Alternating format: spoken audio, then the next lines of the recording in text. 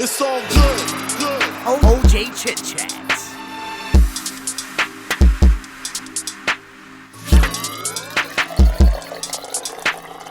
OJ Chit Chats. It's all good. It's juicy. Welcome to OJ Chit Chats. I'm Yeoh, and with me is Jake Abdullah. And our guest today is Hannah Yeoh. Welcome to the show. Thank you. So Hannah, tell us what's been happening today. I know you've been pretty busy, and by the way, you're my MP, for Segambut and. We've been doing a lot of site visits because of MCO 2.0, and we are unable to do a lot of programs. And so we are allowed to respond to requests by residents, especially if they are very, very urgent matters. And so we've been doing a lot of site visits with officers and depending on the area. So we've been going down. That's all we've been doing during this MCO. We're quite restricted because of the MCO. When you say site visits, what actually transpires during this site? So when we get requests and they for example, some residents have been writing to DBKL and they say that DBKL has not been responding, or can you come down and have a look? And so we usually bring the respective agencies. So this morning we had a site visit where we had a condo just behind the houses, behind the terrace houses. So the residents have been suffering from people just throwing things from their condo and landing on their porch area, landing on their cars, the terrace houses. Mm-hmm. And so they are unable to do anything else because they have tried reporting to the press, they have tried everything. So when we went down today, we had to call the management body for the condo, we had to call the different agencies involved to try to find a solution to some of this problem. Yeah. So when we go down, actually, we try to understand the situation better. I think seeing is more effective than just receiving it via email. You've been in politics. You were elected into office in 2008, right? That's right. Yeah. So you've been in politics for quite a long time now. And were you like a teenager then? 29. I was 29. Now I'm 42. Wow. No, I didn't fish for that.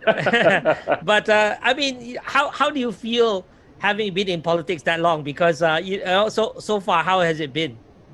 I spent 10 years in Subang Jaya, and Subang Jaya was a lot easier for me because that's my hometown. And so when I get a complaint, I almost instantly, I know where the area is. I can imagine where the streets are. But in Segambut is totally different for me, and there are so many kampungs. In Subang, I never had to deal with any kampung or land matters like that because Subang Jaya is a very structured township. But when I'm here, I also realize that I don't have the second tier and the councillors tier to help me. So for example, in Subang Jaya, we had councillors appointed by the state government at Majlis Perbandaran Subang Jaya to help me out with the local issues. And then I was at the state level dealing with the state land matters. And then I had my member of parliament, Wong Chen Den, to help me with the federal issues. But when I relocated to Kuala Lumpur, I run in Segambut, I don't have councillors to help me, I don't have state assemblymen to help me, and I'm alone as the MP in this area. So if you compare my office and a member of parliament from Selangor, for example, that MP in Selangor probably doesn't need to attend to council issues. But in Kuala Lumpur, because they only voted for one person, so that means even if you have some drainage issue, the MP has to go down because they have no one else to turn to. They only have one face. And so that to me was the hardest in 2018 when we suddenly made it to Putrajaya also. So I had to juggle with a new area, knowing about this new constituency, starting all over with knowing all the residents association. On top of that, then handling 3 levels of government. And then I had to become deputy minister for a new portfolio. 2018, I think, was one of the toughest years in these 12 years to manage. Yeah. So do you think you aged a lot in 2018? When the Definitely. way you said that, yeah. Because it's a podcast, so you won't be able to see my white hair.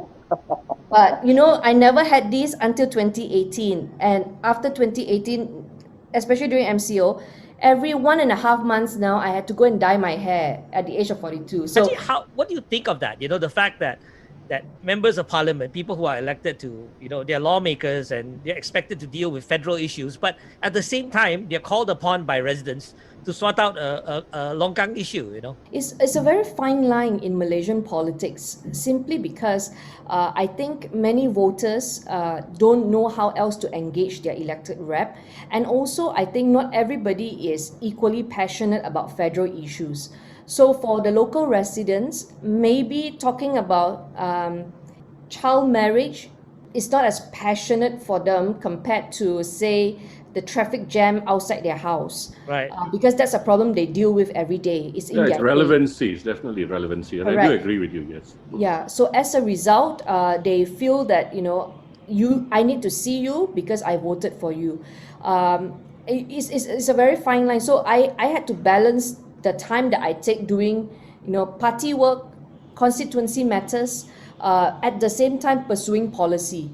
Among the three duties or responsibilities that you have, right, to your constituents, to the party, and for federal issues, if you had to rank those three, right, in terms of your personal interests, which one would you personally find most interesting, and which one do you find least interesting? I think the toughest thing for a member of parliament or an elected representative is when you have something not popular being discussed and your party has a different stand, going to the ground can be very difficult and challenging. But if you're on the side of the people, going to the ground, you don't have any issue. So I give you an example of Taman Rimba Kiara, when we had to fight the developer and also the authorities. Now, the landowner, Taman Rimba Kiara, is obviously Yayasan Wilayah Persekutuan. The chairman is the Federal Territory Minister. And so when Khalid Samad, a team member of ours was the chairman, and he didn't agree with me on the resolution. I proposed that we cancel the project or we only allow development on the existing longhouse footprint and not touch a single inch of Taman Rimba Kiara. But my colleague didn't agree with me. I had to take a different road and I have to honor what I promised during election. And so fighting your own government is not easy. And so juggling, I think your question was, how do you manage different interests? Actually, I'm interested in what you find most interesting, Yeah, exactly. because your passion. I need to be able to see resolution. So if I'm fighting a cause, I need to see the completion of it. And therefore, I think local issues can be easier to achieve. Something at the federal level, like trying to abolish child marriage, you might not be able to do it even in one term. And so the personal satisfaction, definitely, if I'm going to highlight an issue, I want to see the completion of that issue. Yeah. So that local issue sometimes can give you personal satisfaction. Your cost per hour, where does Hana Yeoh actually cost most expensive? I think handling my own social media. Because I need to be hands-on, and so I don't really like another person representing me. And social media is a very personal thing. The moment people sense that somebody else is posting on your behalf, you lose their interest because they feel like they're not engaging you. And so when you have to keep up, and you don't just handle Facebook, you have to handle Twitter, Instagram, you have to do it yourself. And so for me, the first thing I do in the morning is to think about content, what I'm going to tell and communicate to my residents, what issues do I want to highlight this week, and you have to find a balance, not just serious issue but also lighthearted. So I cannot just engage people on political issues. I have to find ways to relate to the young parents. And so during MCO, I had to venture into story reading so that I can reach out to children. I have to then reach out to young families, working mothers, working women.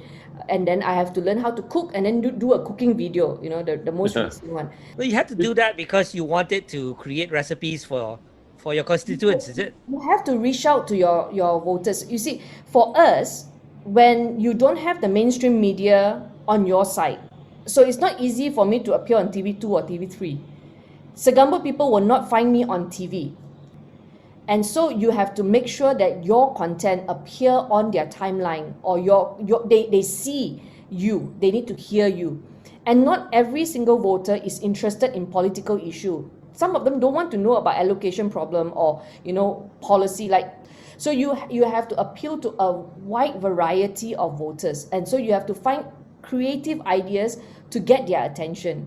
I hope I answered your question. That's really the most time-consuming thing for me. Wouldn't you get somebody to do it for you? I mean, I know. I do. I have a videographer. I also have somebody to do translation for me, my teammate. But then to think about the idea, how followers who have been following me for 12 years, the moment they pick up a fake news article or something that is supposedly said by me but it doesn't sound like me, they know it instantly. They know that this is fake because they say that's not her tone. And so you have to continue to be yourself. So and people know.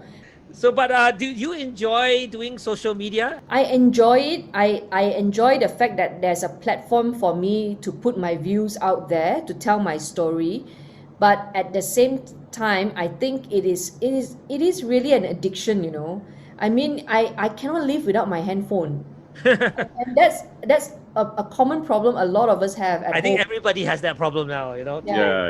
It's true. But here's the thing. I think we have to look at it in a different way, because long ago when I was strategizing the radio's growth, and I said, you know what, let's do watch radio, and people asked me what it was. I said, let's just not be audio, let's just be video. So I want people to perceive that they are watching us also. I think it is a necessity now. So how we communicate is, in fact, that's why I to what I said earlier, TV and all that stuff is actually old media already, because we consume, like even Clubhouse, although I believe it's just a fad, Clubhouse for a while. Me too. I think it's a fad as well. It's a fad, Maybe But, because we're Android users, so we're a little bit jealous. That possibly. No, I've got an iPad which I got on, but I digress. So what I'm saying is, we have to address. Social media is not a thing that we enjoy anything. If you are interested in marketing yourself, see, it gives us the potential of marketing, and everybody is a marketer, is a producer, is an editor. So I guess we have to look at it this way. I do agree with you.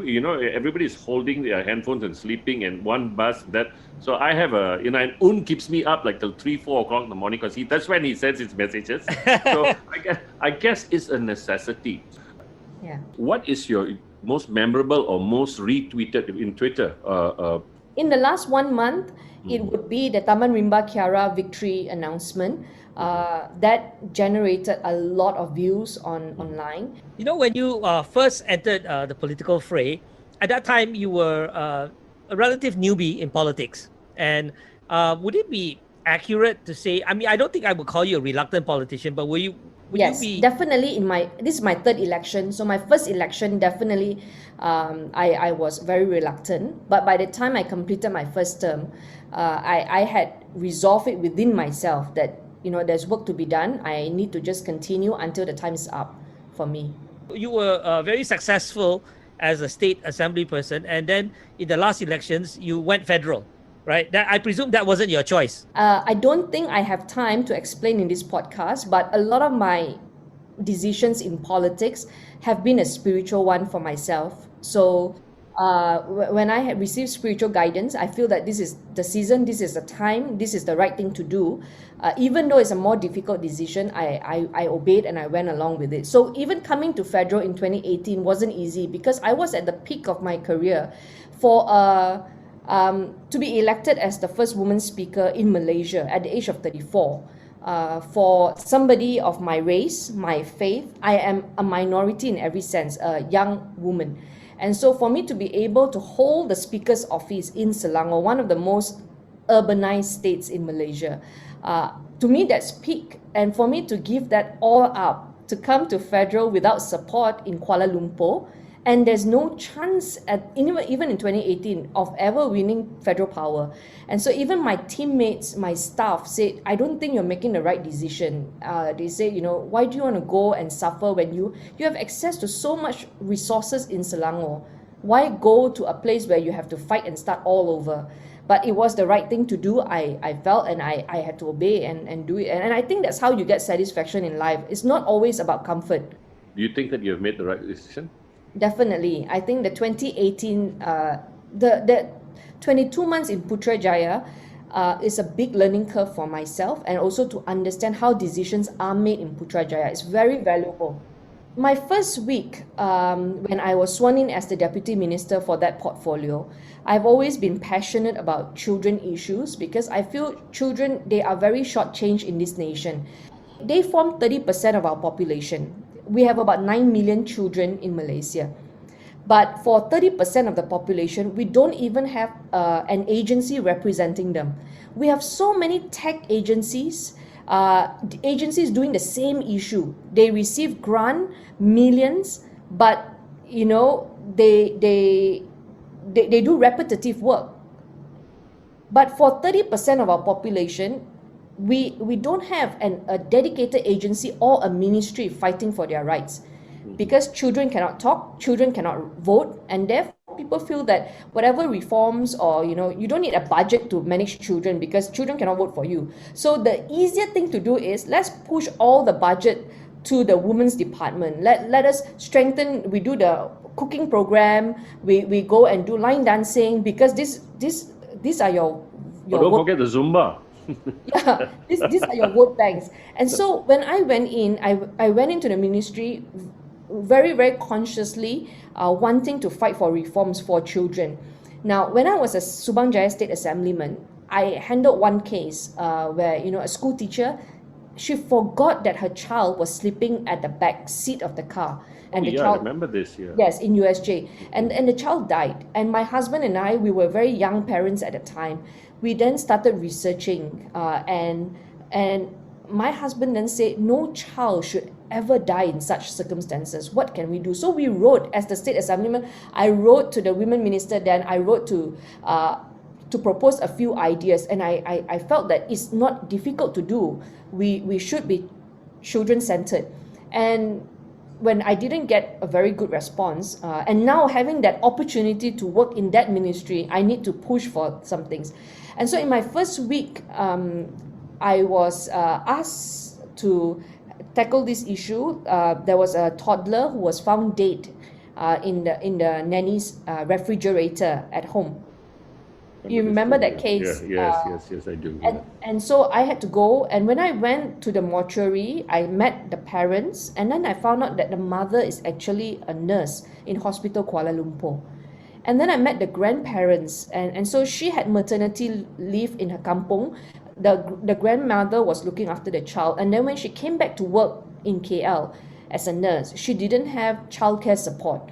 And so the doctor then asked me, would you like to go and see the dead child? And I said I wanted to go. And so I went into the mortuary. I looked at the baby, and that was my first week at work. And I wanted that image to be imprinted here, so that every time I'm back in a meeting room in Putrajaya, I would fight for this child who's not able to speak to me anymore. And there are so many of these cases.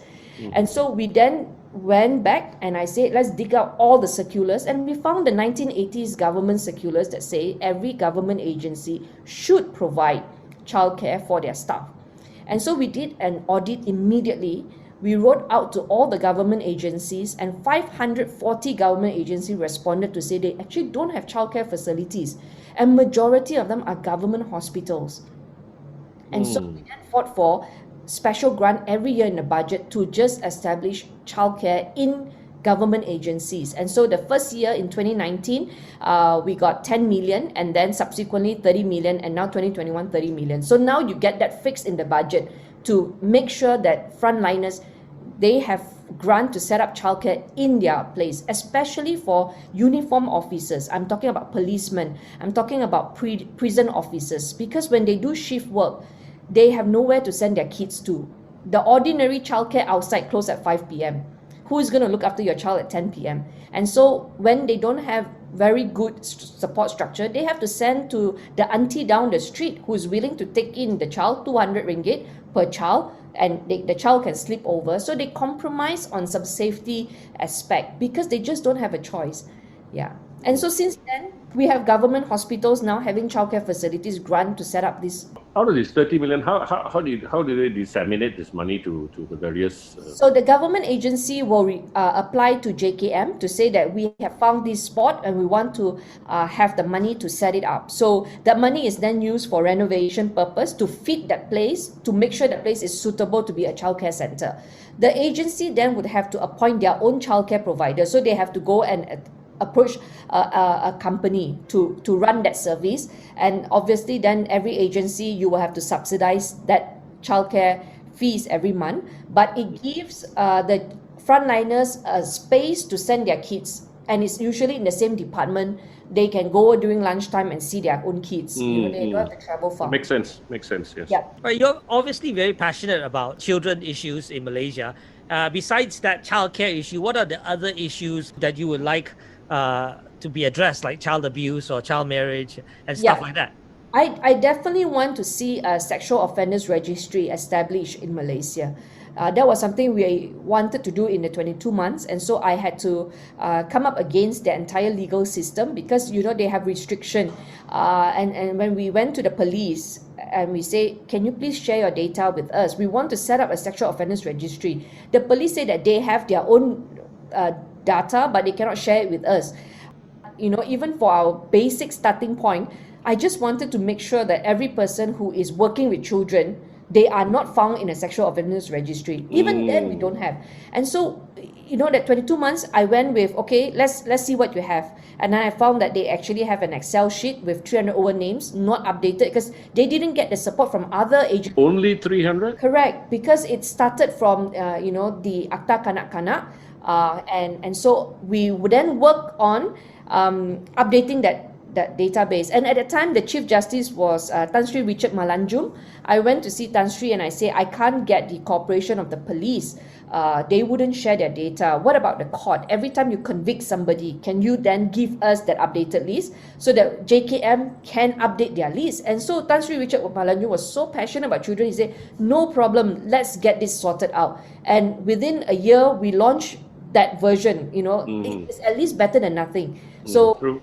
The court, where every time they convict somebody, they give it to JKM update, and then we say, look, for everyone who is running a taska, a tadika, and as long as you're working with children, when you want to hire a new person, come and check with JKM.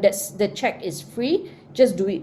So we did that, we launched it, we sent a notification to all the taska providers. We even encourage parents. We use the TV and all that to tell people, go and check it. But it should be more aggressively done and more comprehensive. What about the issue of child marriage? Child marriage is not as straightforward as it is. We put it in our manifesto that we want to move the minimum age from 16 to 18 for girls. Because now for boys it's below 18 anyway. 18 is the minimum age. But for girls, depending on the different type of girls, you would have different thresholds. So for example, the first category, Muslim girls, you want to get married, you have to get permission. If you're underage, get permission from the Sharia court, and that is state power. Then for non-Muslim, it is the chief minister of every state. Then you have the Orang Asli girls, they are governed by their own act. Then you also have customary marriages in Sabah and Sarawak. So writing the manifesto, we were committed to doing it. We went into Putrajaya, then we discovered, oh dear, there are these 4 categories. How do we then move along with it? And so we did a lot of engagement. Dr. Sri Dr. Wan Aziza did a fabulous job engaging even Council of Rulers to present our case. And after that, Selangor became the leading state. Selangor was the first to amend, but it's not a total ban. Simply being, we have a lot of teenage pregnancy issues. By the time they come and apply, they are 15 years old, 16 years old, their boyfriend 21 years old, right? Teenage sweetheart. They find themselves pregnant. The parents then say, look, we want to keep this child. We don't want a stigma when they grow up. So let's arrange for them to get married. So they come with parental consent, or sometimes the parents go and apply. In Sabah and Sarawak, it's even worse. The ceremony is conducted in the longhouse. By the time they travel to the city to register the marriage, it's a done deal. It's already being done last week in the longhouse, right? So when you want to move a social problem like that, you need to do both. You need to do it with legislation, at the same time creating awareness. And so then we look at what is causing teenage pregnancy. So if you want to deal with child marriage, you have to look at the root cause. And if the majority of application is caused by teenage pregnancy, how do we then stop teenage pregnancy? So then we have to review sex education. And so what Dr. Wan Aziza did, we gather all the agencies, we look at it, we say, okay, these are the things that we need to do now to reduce that number. So we have people saying girls must belong to school, they shouldn't get married. Okay, now let's look at the legislation about schooling. Compulsory education in Malaysia stops at 12 years old, UPSR. Compulsory education stops at 12. How do you then tell a 14-year-old that you should belong to school? You should belong to school when the legislation say 12. Now to push that up to 17, compulsory education, do we have a secondary school in every single district in Malaysia? Do we have that? If not, how do you enforce that law? Is it fair to say, you have to make sure that you send your child to a government school, secondary school, but the nearest secondary school is 2 hours away in a rural area, for example? So we then engage Ministry of Education, we had to do kajian. All these were now all mapped in one roadmap, 5 years plan, along 5 years roadmap to make sure that we are on the road to abolishing child marriage. So we managed to launch that in January, just before we lost power. As a politician, your time is really, really jam-packed, but you're also a wife and a mother. And what are your thoughts about work-life balance? To achieve work-life balance, I think you need to not be so hard with yourself first. If you are an idealist and you want to excel in every single thing, you will find it a real struggle.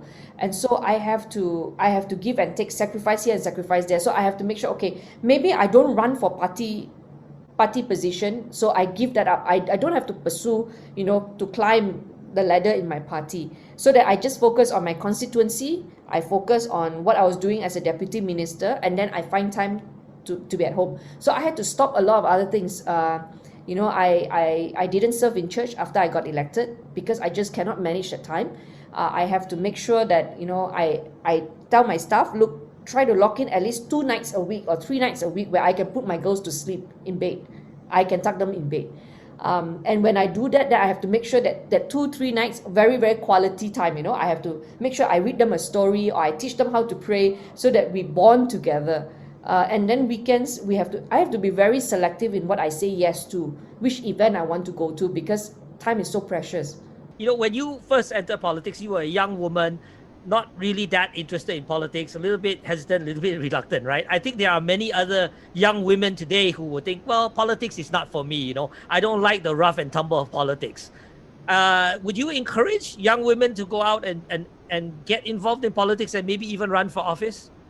I think definitely politics, anyone can be involved in politics, but to run for a political office, to be the front line, to run for office, that may not be suitable for everybody.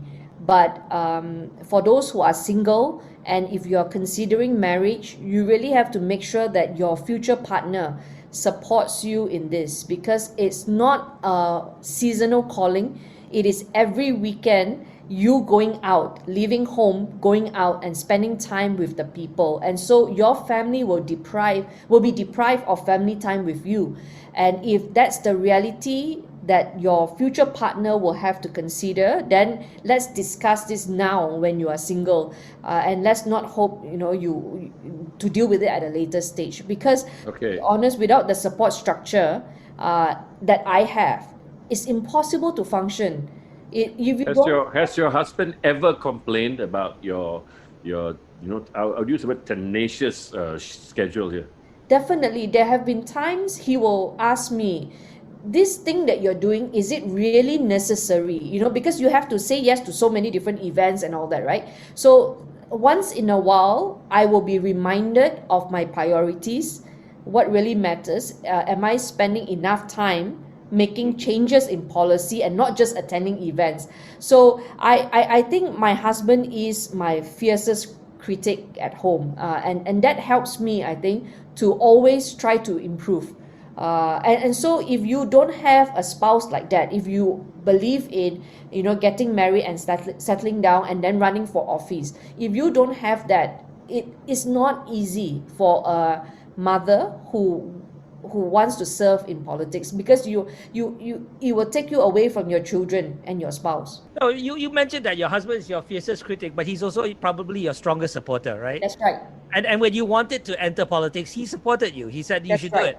That's Right. right. That's why when every time I'm asked to give advice to young women, I have to be realistic. I have to tell them, look, if you don't have a supporting spouse and you want to get married and you want to be in politics, it's not going to be easy. So I don't want to mislead people, to give them that idea and impression that, oh, you're always going to get red carpet. And when you go home, you'll be welcome at home, just like how people welcome you at an event. That's not the reality for many families.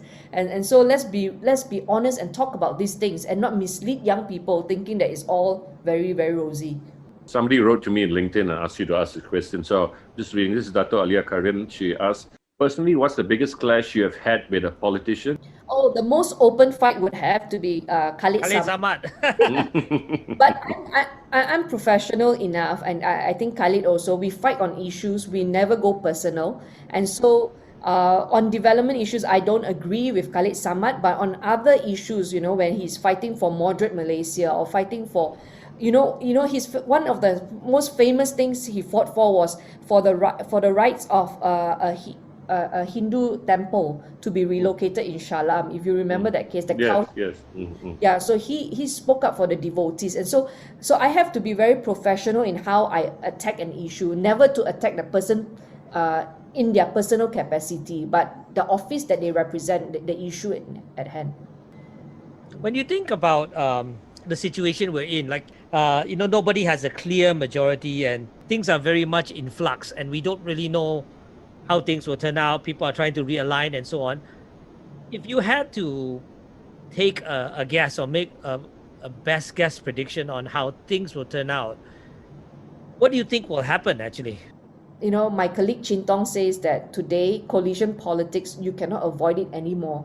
And that means you really need to be able to work with everyone, and to find ways to work together, and to resolve this. Now, with no one having a strong command of majority in parliament, we are constantly looking at realignment and looking at, who is on our side.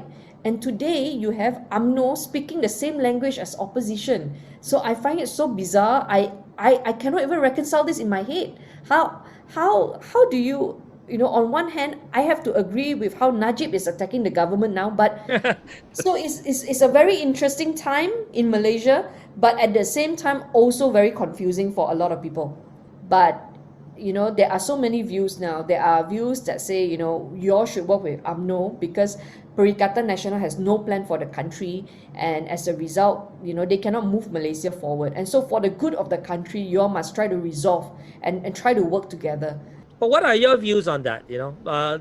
For example, the prospect of working together with UMNO. Two reasons I joined politics. One is to fight corruption, and another one is to fight race-based politics.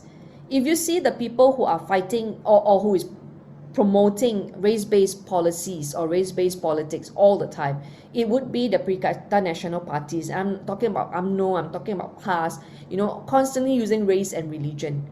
But the moment they are given federal power again, they have to then speak a different language, and then, the same member of parliament, Muhyiddin, who attacked DAP and said that there's no way we can work with the DAP, launched a unity blueprint just days ago. So the moment they are in a different position, different office, they will say a different thing. And so in the end, I think what's most important is what will the best realignment be that can reduce race-based politics in Malaysia. I feel that Malaysia has a lot of potential to grow and to develop talent, as long as we are not fighting race-based politics every day. If we are constantly talking about drink driving, what is the race of that driver, and we don't look at legislation, but we constantly talk about, it goes back to race. What is the race of this person who accidentally killed 6 mat rempit, for example. If we are constantly talking about race, we are not going to progress far. And so I think this, whatever realignment that we are considering, must take into account in 10 years, in 20 years, what will be the best formula for a young Malaysia. That's why this Undi 18 is very interesting. When 18-year-old go out and decide for themselves what they want, they are unlikely to think like the 50-year-old, the 60-year-old. Yeah. So what voters want will also change. I think the question number one is, when would snap polls be? And who will be leading UMNO at that time? Will it still be Zahid and Najib, or would they have been sentenced? Because the court cases are all coming up, right? And so these are interesting questions to see whether or not UMNO will be fighting bersatu in the next election, or will they be working together? And I think we don't really have a choice but to see how things will turn out in the next election. So you think that it'll be settled by the election, lah? It won't be settled by realigning the coalition. Yep. And also, I think permanently, if you want stability, you have to deal with anti-defection laws. You have Right. Sorry, anti what law? Sorry. Defection. defection. That means Defection, no okay. hopping. But what are the chances of that being passed? The government has to bring this to parliament. And so if you have a government who is relying on hopping to be government, they are unlikely to bring about. And Kyrie was saying just, I think, yesterday or today that that the earliest elections could be held because of the vaccine and all that is September. So are you expecting an election to be held in September? There's no way they can do it. Their vaccine rollout plan is at least 1.5 years. By August, it's only the vulnerable people who would have received vaccine, not even students or the general population. So I don't see how it's safe enough suddenly in August to do snap polls. Well, what Kyrie is saying is that by September they will have about 50%. I don't know how he came up with those numbers, but he's saying that not herd immunity, which is 70 to 80%, but they will have about 50%. That's what he said. I think that's what he said, and that would be enough to have a safe election. I don't know. It's very hard to read into whatever they are saying, because today they'll say one thing, tomorrow they'll change their mind and say a different thing. So the reason why they impose emergency is because they say COVID is very serious. We don't want to risk people's life. But at the same time, you also have, just mixed messaging lah by the cabinet. You mentioned that when you first ventured into politics, you were actually a reluctant politician, somewhat hesitant, reluctant politician. And, now today, looking back at it, would you say you've learned to really actually enjoy the role? Yes, definitely. I think I have witnessed how I have changed myself. When I was a young lawyer in my 20s, I was constantly stressed about, people wanting to sue us, very stressed about an error on a document, and I just I took myself a bit too seriously, I feel. And as a young person, maybe you are a bit unsure of yourself, what you want, what you don't like, and you become more, you react to what people say and think about you. But as you grow older, as you know yourself and you know your limitations, you know your strength, I have come to terms with the fact that I will not be 100% liked by everybody. And so I have to just do my best, make do with what I can, and then learn to live with the fact that there will be people who will be unhappy with me. And so when Does it affect you? Does it affect you when definitely in the beginning. In the beginning, emails upset me, online comments upset me, but I think this is where I've learned that I have grown. It no longer, I don't lose sleep over it, and I learn to improve and see, is that criticism fair? If it's fair, if there's room for improvement, let's improve. But if really I can't solve it, that I have to learn with the fact that it's beyond me alone. I cannot do it. Yeah. So negative comments I don't lose sleep anymore. Like even the point I knew that I had grown was during the Menteri Besar crisis when I was Speaker of the Selangor State Assembly. The fact that we had no Menteri Besar at that time, and the former Menteri Besar was sacking his excos, and we had an entire crisis, and I had to make some certain decisions, but I could still sleep at night. I knew I had really, really You Matured. probably were tired. I think you were probably tired. Like, from what you've just explained, maybe. I think by the time you go to sleep, you just get your pillow and you're gone, right? But I have been, there have been two incidents where I could not sleep. One was the Sheraton move. Yeah. That was one incident I remember clearly. I struggled to sleep, and the second one was at the last budget sitting, the first round where we didn't stand up. Let's talk about that. Starting with the Sheraton move. I know you don't want to talk so much about it, but tell us actually all I want to know is that what was your reaction? It happened so fast.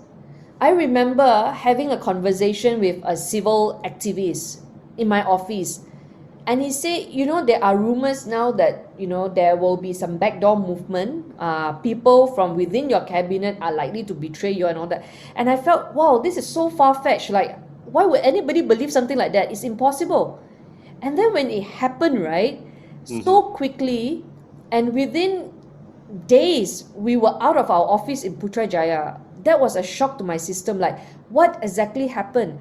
And so when everybody say, oh, Tun is behind this, and then you have Tun on your side, but Tun has not moved to the other side, and trying to just understand, wait a minute, who is the actual enemy? What happened before that? And there were so many versions. And then to deal with the fact that, what we fought for, so difficult to obtain, we just lost it. And then MCO kicked in. When MCO kicked in, and you suddenly went from so busy to, oh my gosh, in a lockdown, we have nothing to do. And then you have to live with the fact that, and I saw photos of Rina Harun and her deputy moving into our ministry. It's not ours to claim, but at the same time you felt, oh, this is a backdoor movement, right? And it's supposed to be one Aziza there. What is Rina Harun doing there? And so you have to learn to let go. So it was very challenging in, I think, March 2020, during the first lockdown. 18 March was the lockdown. So since then, how have you processed what has happened? I have learned to accept that even though I don't have the office to fight for children, but I still have the same voice in Parliament as an opposition member of Parliament, I can still raise that issue. I might not get the answer, but I'm still able to bring it, to expose it so that people will see the problem and people can fight for it together with me. And so I have learned that you can lose an office, but at the same time, make sure you don't lose your voice. That you don't lose the same passion for the cause that you're fighting. Sometimes you can have that office and lose the passion for the cause. That I think is even sadder. The other thing that kept you awake at night was the budget fiasco. So what do you tell us about that? Oh boy.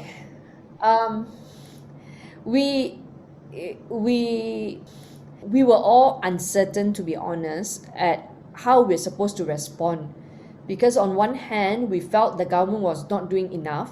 But of course, in that budget, they put in, allocation for this, allocation for that. But they also mix it with allocation for JASA, allocation for other stuff that are political in nature, and there's no check and balance for that. And so, if you're going to object it, you must be prepared that they are going to use the other card to attack you. And so I think what happened was truly a case of the lack of clear communication, what to do next, because things happen so quickly, right? Did Anwar actually tell you guys not to object?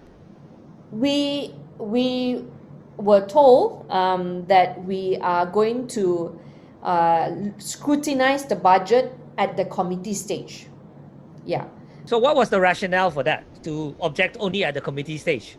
There were good things in the budget, but there were also bad things. So let's not reject everything. Let's look at it objectively. That means, budget for frontliners. You're not going to object to that. You cannot object to the budget for frontliners, right? The budget was seen as a proxy for a vote of no confidence, right? Yeah. If that was the case, then you should object. Right? I mean, that was the argument. A lot of people were upset at DAP for not objecting, right? For that reason. I think, yeah, with all the opposition, but let's just be realistic, right? Even if you had objected every single day, the outcome would have been the same. You just don't have the numbers. But the visuals, the optics. That's what I We think did you're trying at to the say. subsequent stage lah. The party, all the opposition got a lot of brickbats for that, right? That's why I shared with you, right? There's two times in 12 years that I couldn't sleep. Let's talk about something less depressing. You've recently you did a podcast, a limited 6-episode podcast. So tell us a little bit about that. I have a lot of young interns and volunteers helping out in my team, and they say, why don't you engage young people through podcasts? And it's so foreign to me, all these gadgets and, talking to the mic. And I felt like Facebook is enough. I can talk to my older followers on Facebook, stick to the normal pictures, and why would anybody want to listen to my voice? And so I put this aside for a long time. But when MCO kicked in, and then my husband said, why don't you just do it lah? Since we're not doing anything anyway at home, why don't you just try to do it? And so I had professional volunteers and people who knew how to do this. So John Uman is a professional singer, and he said, well, I can help you with the podcast. And so we just tested it out. We just put it there and just see how it goes. That's why it's just 6 episodes, because it's not easy podcasts are difficult to make. What did you find most challenging about making a podcast? I think it has to sound professional. And sometimes when we talk, if you don't do the editing work, you're going to hear me making a sigh, or my sentence doesn't sound very complete. You cannot sound unprofessional when you I'll take a different view here. I think the imperfections make it really interesting. Make it real. Make it real. Real, yeah. So I sat through a 2-hour 45-minute Joe Rogan podcast, 2-hour 45-minute, and I suddenly realized it was almost 3 hours, right? And you could hear every mistake. Everything. Yeah. Yes. And it's real. It's real. And you're telling yourself, oh, wow, I sat through that and I understood. And I guess I'm immersed in more of the imperfections. I know that person is real. So I guess, so when you said podcasting is tough, Un and I are looking at it. I think the tough work is, of course, the gadgetry and stuff like that. Yeah. But once you get the chemistry, it's fine. Yeah, actually, I think there are different types of podcasts. And I think the ones that you're referring to are the ones which are very professionally produced, where all the diction is perfect and everything is very, it sounds like a very produced, perfect delivery. Whereas the type of podcast we're doing right now with you is like a conversation. You know? I mean, yes, there'll still be edits and so on, but at the end of the day, it's a free-flowing conversation. That type of podcast, I think, would not be as difficult for you to do.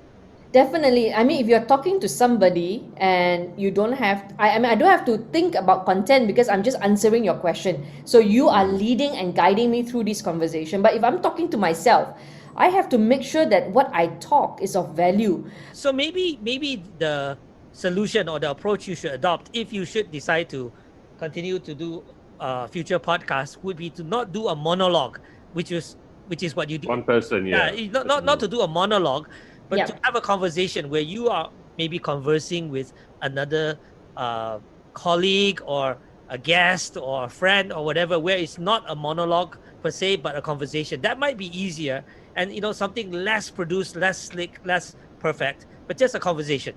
That's a good suggestion. Yeah. Yeah, something that you can do is you can do 20 questions with Hannah Yeoh and get it out on social media, so you get a 360 dial on it. So you put it out on your social media and says, hey, you know what? We have so many questions. I'm doing a podcast. What are the 20 questions you want to ask me? And so, and you just collate that. Yeah, so you cover all angles and get that. This is my media background talking. If I'm not mistaken, you're probably the only politician who has a podcast, right? I mean, certainly on Spotify, I don't know of anybody else. And I think Un is already, it's already me going to tell you this, like in the next 2 to 3 years, podcast is going to be everything. So in a way, you're onto something by starting a podcast. It'd be a shame if you abandoned it right now. I mean, maybe. Agreed. Yeah, maybe you need to abandon the monologue approach, okay? Because that is too difficult to do. It involves too much production. It's too slick anyway. Maybe you need to adopt a different way, like the way Jake had suggested, or a more conversational approach or something. But Yeah. I think the medium of podcast, right, is going to be growing in importance. In the past, if social media was important, I think podcast is the in thing. Jake and I have been talking a lot about it, and it's also one of the reasons we launched it this year. Let me explain to you why. Because when we were growing up, I'm the early Gen X, born 1965. So when we were growing up, the radio played the music because you didn't have any other means of getting the music, right? So and you didn't have what do you call that, selection choice of what the DJs played it and all that. Now I can listen to what I want when I want. Do I need it? I don't need it. But what I cannot get is the great content, good conversation. So we had enough of music. I can play my Spotify list anytime I want, but the content part has become integral. Now we're going back actually to the 50s. I need to ask you this also. You said that you've grown to enjoy politics. What aspects of politics do you dislike that you really would rather do without? That's a long list, but yeah, go on. I really don't like attending events because I find that wow. it's very time consuming. Now, when I'm talking about events, I don't mind the difficult meetings that I need to chair. But because we are so driven by festivals in Malaysia, every weekend there is an open house somewhere, and it's not just one open house per festival, it is one open house per group. And so every group, every residential area, they want to do their own open house, right? So you end up, like Hari Raya, Chinese New Year, those days before the COVID attacked all of us, one day all of us have about 6 to 7 open houses. And so a lot of, I think, resources are being spent on makan-makan, minum-minum, getting to know one another. But when you calculate all that time, you accumulate it, it's actually a lot of time spent on festivals, attending festivals, and you times it. Like Hungry Ghost festivals in Segambut, probably not as bad as in like Puchong. Puchong had so many groups that you have to spend time attending. Mooncake Festival, and then of course Buka Puasa, Ramadan. So every 2 to 3 months we have one festival. Every single weekend is taken up, and so now that there is MCO, there's no huge gathering, we are finding a lot more time for us to do different policy issues. We have a lot more online forum. You notice now is the season where Malaysia is huge into forums, online Zoom forum. So we are talking more about policies. As a nation, we are investing more on discussion. I think Zoom has empowered people, that people realize that, hey, I can actually cut out the time to travel. And if I'm going to host a forum, I don't have to spend that much. I just have to invest on a Zoom link and send Zoom to everybody. And then I don't have delegates traveling from Penang or Perak, So in a way, I think definitely a lot of people would adopt this new thing to make this permanent. What would you say are the things that you've learned, as a result of this MCO that you're going to adopt even post MCO? Working from home, to be flexible with that, and also for us to just learn to, the social distancing aspect, the hand hygiene. These are all things that are healthier for us to do long term. I mean, I cannot imagine the days before I went from event to event without hand sanitizer. Now I look back, it makes sense why my kids were having flu so frequently. Young kids, six times a year they would have flu. We touch doors and we don't sanitize our hands. Now I look back and think, oh my gosh, how did I do life before this? Yeah. Dr. Fauci in America said that even after this pandemic is over, he will not go back to shaking hands. That's not something he ever wants to do again. Yeah. Would you go back to shaking hands, or I think Fist bump, fist bump. Fist bump. Yeah. Yeah, I think so too. Cooler also.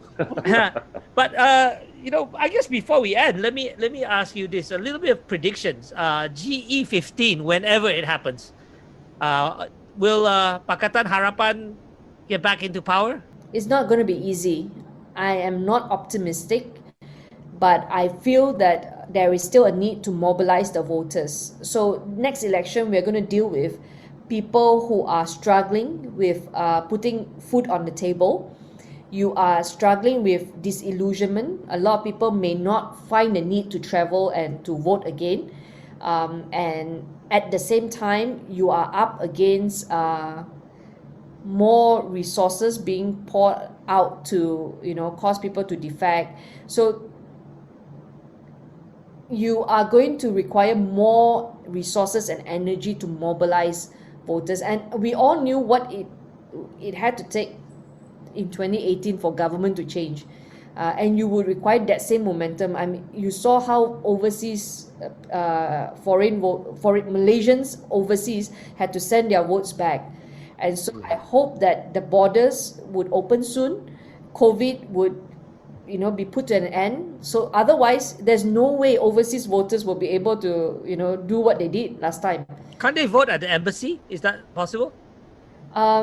They can, but the last round, people received their ballots so late. They had to rely on people who had to travel physically to bring the votes back. Yeah. Bottom line, will Pakatan Harapan win? Yes or no? I never want to be overconfident. So I would say 50-50. It depends on the voters. Jake, I don't think Jake, no, I tell you, Jake, let me tell you the DAP approach, okay? DAP approach is always to be the underdog. No, we're going to lose. Because if they say they're going to win, they're afraid they'll spook the people or people get complacent. So the DAP approach is always say, no, we're going to lose. Right or not? Anna? But you see, I didn't adopt the DAP formula. I told you 50-50. It can go either way. Yeah, that's true. But actually, now that I think of it, there's one more topic that we didn't broach on, which is this. Hannah, when you were in Australia studying, right? Yeah. At that time, you wanted to stay back for a variety of reasons. Stay back in Australia rather than to come back to Malaysia. But as I understand it, you were part of this Christian fellowship. The movement actually encouraged young Malaysians such as yourself to actually go back home to Malaysia and to try to build a better society, right? And you heeded that call and you came back, and I'm sure you don't regret it. What message would you have for Malaysians who are, studying overseas and plan to stay, abroad, or those who just, are thinking, hey, maybe I should just give up and leave this country and go somewhere else? What message would you say to them? My message to Malaysians who are abroad and those who are considering migration is that, it's never by mistake that you are made a Malaysian. And I really believe that if everybody brings the best that they have to offer, it may not be to an entire nation, but to a local community, to your residents association, or to your condo block, just to serve wherever you are. And if we have enough people doing that, Malaysia will transform. So I believe in the power of one person. Yeah. Oh, that's very powerful. Very powerful, yes. Hannah, thank you very much for this enlightening conversation. Thank you. Thanks for having me. Thanks, Hannah. Thanks for listening to OJ Chit Chats. We hope you enjoyed our podcast. Support us by becoming a patron at patreon.com. Alternatively, you can listen to us on www.ojchitchats.com or follow OJ Chit Chats on Instagram and Facebook, and please subscribe to our YouTube channel. It's juicy.